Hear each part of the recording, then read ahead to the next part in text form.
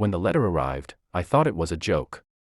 A crisp white envelope with the gold-embossed seal of the Meadow Ridge Homeowners Association, our local band of self-appointed neighborhood rulers, lay on my doorstep. I'd been in the community for 2 years, quietly mowing my lawn, paying dues, and keeping my house beige enough to blend in. Nothing controversial. But the moment I tore open that envelope, my peaceful suburban existence started crumbling like an overbaked cookie. Dear Mr. Larson, it began, with all the warmth of a tax audit. Following a recent evaluation by the HOA's Aesthetic and Environmental Committee, it has been determined that your property provides an obstructed but significant view of the sunset from Lot 19 and surrounding lots. As such, a monthly view preservation fee of $175 will be assessed to maintain community harmony. I had to reread it 3 times. A view fee for a sunset. My backyard faced west, sure, but so did every other house on the street. Apparently, because my lot was slightly elevated, the HOA decided I was benefiting unfairly from natural aesthetic features. They even enclosed a color photo of a sunset taken from behind my house, as if the sky was their intellectual property. I stormed into the next HOA meeting with the letter in hand. The committee, 5 retirees and a man named Brett, who treated bylaws like holy scripture, sat at a long folding table. You can't charge me for the sky, I said, waving the letter like a flag. Brett adjusted his tie, looked over his glasses, and said, We're not charging for the sky, Mr. Larson. We're maintaining equitable view access for all homeowners. What does that even mean? I asked. It means, said Marlene, the HOA president, that homeowners downhill from you are losing portions of their sunset view due to your property's elevation. The fee compensates the community for aesthetic imbalance. I laughed out loud. Nobody else did. I appealed the fee, of course. They denied it within 48 hours. Citing Section 9.4 of the HOA View and Vantage Code. I spent the next week staring at that letter on my fridge, simmering. Every time the sun dipped below the horizon, I imagined Marlene sipping Chardonnay on her patio, convinced she owned the sunset. That's when the idea came to me, not out of spite, at least not entirely. I just wanted to make a point. If they thought I was benefiting unfairly from a view, I'd show them what it really meant to lose one. I went to the hardware store the next morning and bought a stack of cinder blocks. I didn't tell anyone at first. No grand announcements, no neighborhood gossip fuel, just me. A pile of cinder blocks, and a stubborn streak. I started early Saturday morning, the hum of my concrete mixer echoing down the cul-de-sac. By noon, a few curious faces peeked over fences.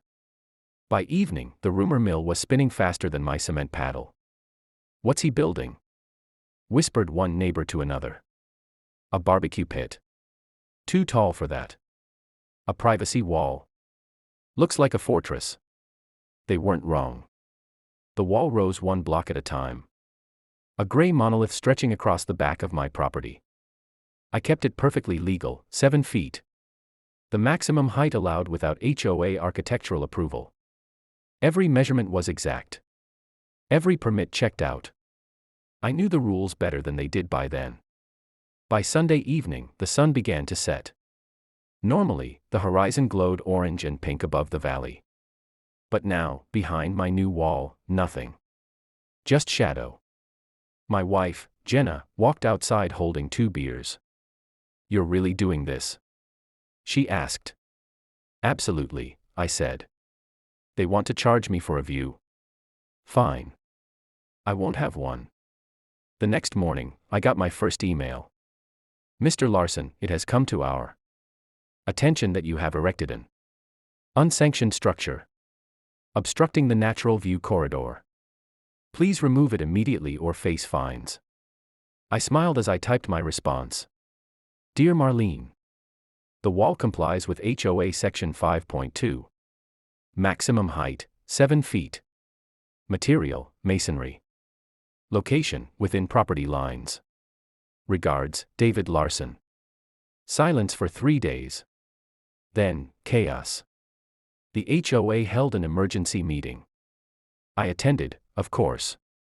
When they projected a photo of my wall on the screen like it was a crime scene, I nearly laughed out loud. "This wall," said Brett dramatically, "has disrupted the visual harmony of our community. Several residents can no longer view the sunset from their properties." "Funny," I replied. "That's exactly what you accused me of doing before I built it." A few chuckles rippled through the room. Marlene glared. "Mr. Larson, this is not a game." "No," I said, "it's not. But it sure feels like one when you start inventing fees for the sky." I walked out before they could vote. Behind me, the murmurs grew louder. I didn't need to hear the outcome. I already knew this wasn't over. Word spread fast. Within a week, my wall became the talk of Meadow Ridge. Some called it childish. Others called it brilliant. To my surprise, a handful of neighbors started dropping by, not to complain, but to thank me. "You did what we all wanted to do," said Carla from Lot 14. "They fined me for having a non-compliant birdbath. I still don't know what that means." Another neighbor confessed that the HOA had charged him for unauthorized seasonal lighting. Someone else got billed for painting their garage door a shade too close to cream instead of beige. Apparently, my wall had become a symbol, a quiet rebellion against the absurdity of HOA power. Marlene, of course, was livid. She sent 2 violation notices in 1 week. Both got dismissed when I presented the county permits. Then came the inspection threat. "If you do not remove the wall voluntarily," the letter warned, "the HOA will exercise its right to inspect and remediate the structure at your expense." That was the final straw. I installed security cameras, perfectly legal, and posted a laminated sign. "Private property. Trespassers will be reported." By midweek, a group of residents gathered outside my gate. Some held wine glasses. Others brought lawn chairs. They called it Sunset Protest Hour. They'd sit there, facing my wall, laughing and taking photos while the rest of the neighborhood fumed. What started as a joke turned into a statement. Then came the media. A local reporter caught wind of it after a viral post titled, "Men blocks HOA sunset after being charged for view." When she showed up with a cameraman, I figured it was time to tell my side. "All I did," I said during the interview, "was build something within the rules. They told me my property's view had value, so I decided to take it away." The story exploded online. Comments poured in from all over. "HOA justice. Hero of the suburbs. Give this man a medal." By the time Marlene tried damage control, it was too late. The county zoning office called to confirm my compliance. Everything checked out. The HOA couldn't touch me without rewriting their entire charter. And they knew it. For the first time in years, Meadow Ridge wasn't afraid of its board. My wall had done what no petition or protest could. It reminded everyone that fairness worked both ways. Still, I knew the storm hadn't passed. Marlene wasn't the type to surrender quietly. And the sunset, ironically, had never looked more beautiful, reflected in the smooth, gray face of my wall. 2 weeks later, I received an invitation, hand-delivered, embossed, and worded like a royal summons. "The Meadow Ridge HOA requests your attendance at a special mediation session concerning your property and recent media activity." I almost framed it. When I arrived, the room was packed. Reporters weren't allowed this time. But half the neighborhood had shown up anyway. Marlene sat at the front, tight-lipped, a stack of papers in front of her. Brett hovered beside her, clutching a binder thick enough to stop a bullet. "Mr. Larson," Marlene began, "we've reviewed your case extensively. While technically your wall meets local code, it violates the spirit of community harmony." I folded my arms. The same spirit that charges people for watching sunsets. She ignored that.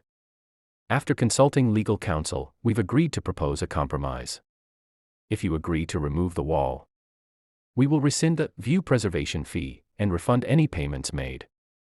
I never paid a cent, I said. Then consider it a gesture of goodwill. I paused, glancing at the audience. I could see nods of support from my neighbors, even a few stifled smiles. Tell you what, I said.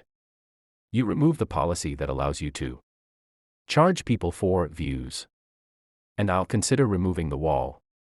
A ripple of murmurs filled the room. Brett frowned. That would require amending the charter. Then amend it, I said simply. Because until then, that wall stays. It's not just about me anymore. For the first time, Marlene looked uncertain. She exchanged whispers with the others. Then, slowly, she nodded. Fine. We'll hold a vote. 3 days later, the HOA repealed the view preservation fee by an overwhelming majority. The following week, Marlene resigned for personal reasons. Brett followed soon after. I didn't tear the wall down, not right away. Instead, I painted it white and let ivy crawl across its surface. Some evenings, neighbors would gather around, watching the colors of the sunset dance on the bricks. The irony wasn't lost on anyone. We started calling it the sunset wall. It wasn't a monument to spite. Anymore, it was a reminder that fairness sometimes takes a little concrete to make its point. And as for me, I still get letters from strangers who read about it online. They all say the same thing: you gave us hope. Funny thing is, I never meant to start a movement. I just wanted to stop paying for the sky. But in the end, I got something better: my view of freedom, unobstructed.